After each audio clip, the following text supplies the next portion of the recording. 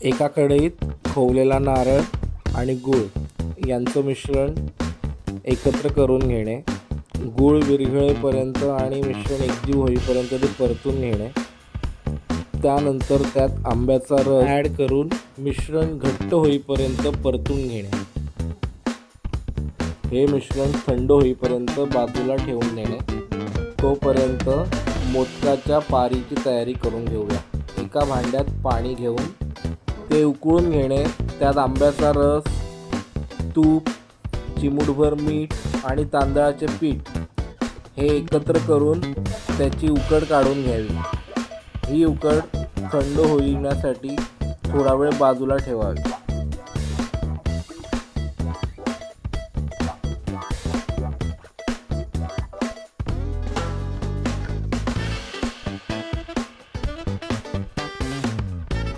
ही उकड थंड झाली की परातीत मळून घेणे. मऊसूत मळून झाली की तिचे छोटे गोळे करून घेणे. या गोळ्यांची चांगली पारी करून त्यात सारण भरून त्याचे मोदक करून घेणे.